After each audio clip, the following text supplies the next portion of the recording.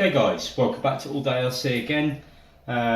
So this is what started life as the Snap-on Traxxas X-maxx project that I've been doing. I was hoping to do a bit more of a stage by stage as I stripped it down and went through the rebuild. That wasn't quite possible. It ended up, this truck really was a bit of a mess inside, heavily impacted with grease and things. Anybody that's on my Facebook group would have seen the posts about this. Okay, I'm just going to run you through where I'm up to now, my plans with it. So it's had a complete strip down, it's had a new chassis. I've ended up actually now putting a new front and rear lower bulkhead, which I was hoping to avoid, but all the threads were stripped out inside. Again, where somebody's just driven screws into everything and not really thought about it. Now I've dyed it all black because I do think that these look so much nicer with that black finish.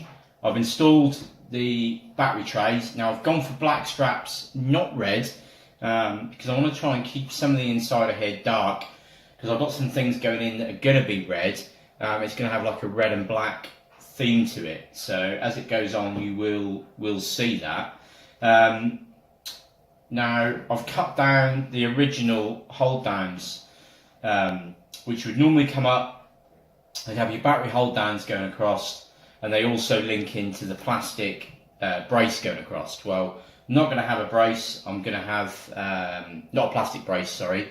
I'm going to have the All Day RC upgraded metal brace, and I'm going to have a plate. And I'll run you through that as and when I do it. That's something that I'm still yet to make.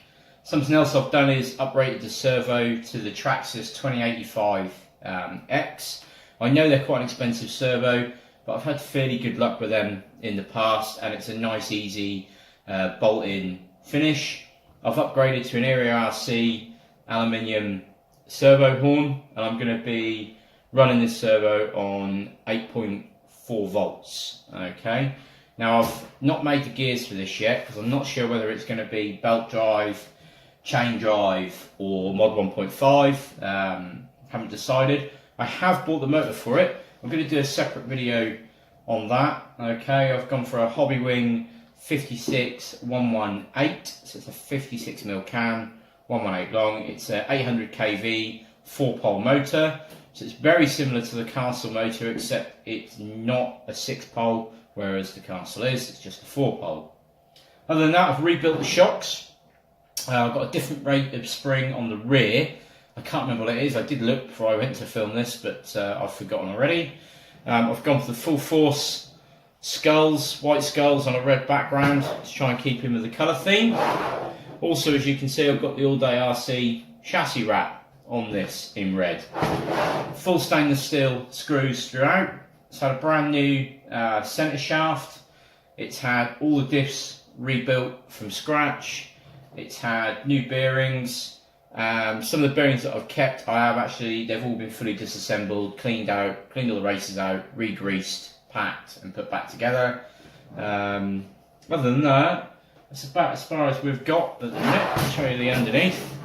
Nothing too exciting to see just yet. I just wanted to just update you guys really where I'm at this point in time.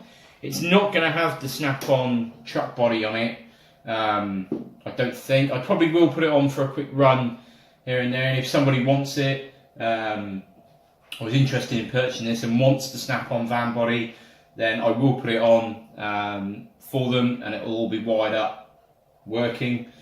I'm going to put under chassis lights on, and I'm going to put under brace lights in to light up the chassis, which are going to be red, and that's why I want this inner chassis black.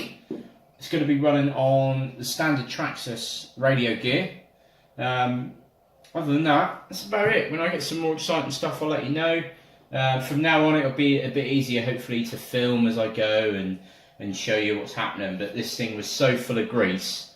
I mean, that was halfway down the centre shaft. It really was. Everything was completely solid.